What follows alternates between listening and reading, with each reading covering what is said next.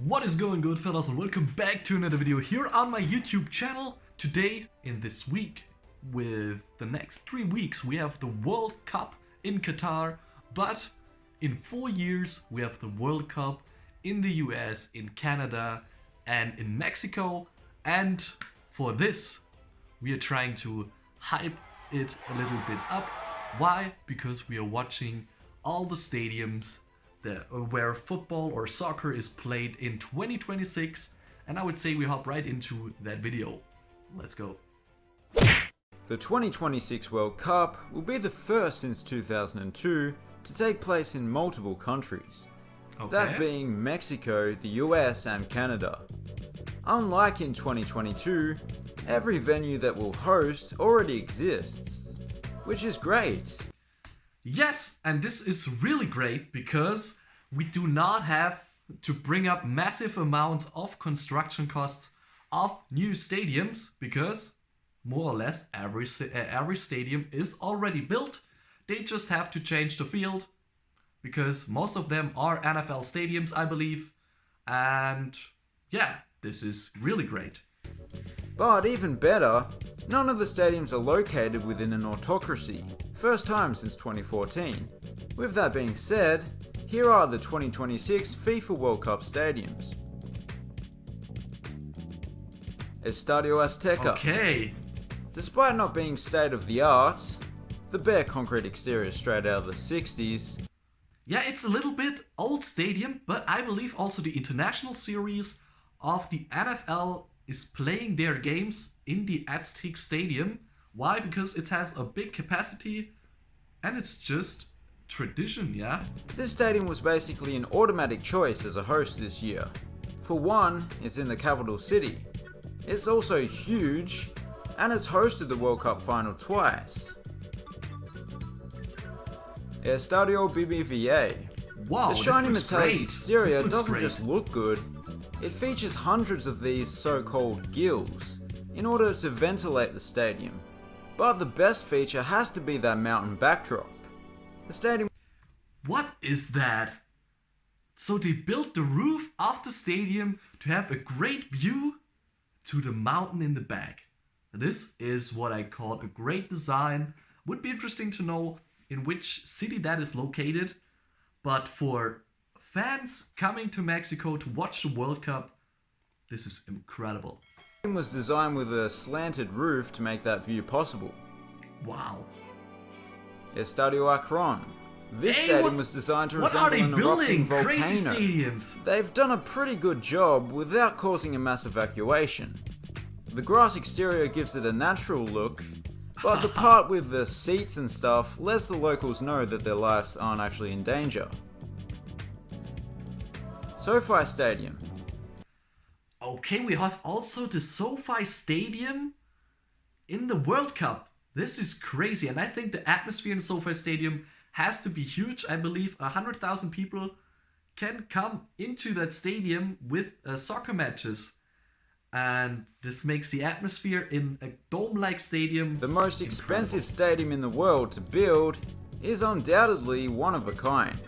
Whether it be the oddly shaped metallic exterior, the Oculus 360-degree video board, or just the seating layout, which is quite unconventional.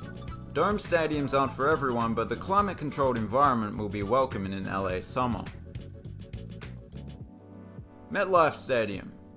New York's Showpiece Stadium is actually in New Jersey, but it's not all that far away. The $2 billion venue might be missing a roof, which is a given in most European football stadiums, but it does have some handy amenities, such as the large video board in each corner for all your replay needs. at&t Stadium. Yes, and I think at&t Stadium is also the host of the 2026 World Cup final. And I love the stadium. To be honest, the stadium looks so nice. It's like SoFi Stadium from the inside. Okay, the digital board is not as good as in SoFi Stadium, but I don't know. I love the at&t Stadium somehow. Everything's bigger in Texas, and with its ability to expand up to a capacity of 105,000, this will be the largest stadium at the 2026 World Cup. The interior is not a million miles away from Yo, and this is the same like in SoFi Stadium. You have a big stadium, you have fans. I believe you have like 50,000 and 50,000 fans from each side in the World Cup final. They are playing in the dome, which is normally nowhere in the world where a soccer stadium is a dome, in my opinion. So, except US. This makes the atmosphere incredible, crazy, loud, and I'm really looking forward for that final game. SoFi. It's actually closer to 1200, but unlike its LA counterpart, the roof is retractable. Mercedes-Benz Stadium. As you can see, the people of Atlanta have more traditional tastes. Whether it be the pinwheel-inspired retractable roof, the Halo video board that runs along its perimeter, I love it, or the Falcon-inspired seating over here, the design replicates the traditional football stadiums of the early 20th century. This really has to be like the World Cup with the best stadium selections. It is the best stadiums that you can have in the world in this World Cup. Quite perfectly. Nice. Said no one ever. Levi's Stadium. Okay, Levi's Stadium. Don't let the lackluster exterior fool you. This stadium cost over $1 billion to build as well. Some cool features are the rooftop garden that provides for the restaurants throughout the stadium, and being sponsored by Levi's, they actually brought in some real Bangladeshi children and set up a little exhibition sweatshop in the basement. Hard Rock Stadium. Of course Florida was going to host some games, and Miami, or Miami Gardens if we're being technical, was probably the most obvious choice. Yeah, I love to have Florida also on the list, but so I see a little problem here, because if you're traveling to the World Cup 2026 and you're trying to travel with your team, it makes it really hard. Why? Because it's not on one point. If you're having, for example, the group stage in Miami, Florida, you have the chance to get first or second seed in the group. So first seed, for example, plays in Santa Clara. Second seed plays in New Mexico, not in New Mexico, in Mexico City, in the at&t Stadium, for example. This makes it really hard for the people who are trying to travel with their team to know what to book. And it's really widespread across the country, so this might be a problem, but with that big overhanging roof and the all-aqua interior, I feel like the design suits Miami perfectly. Lumen Field.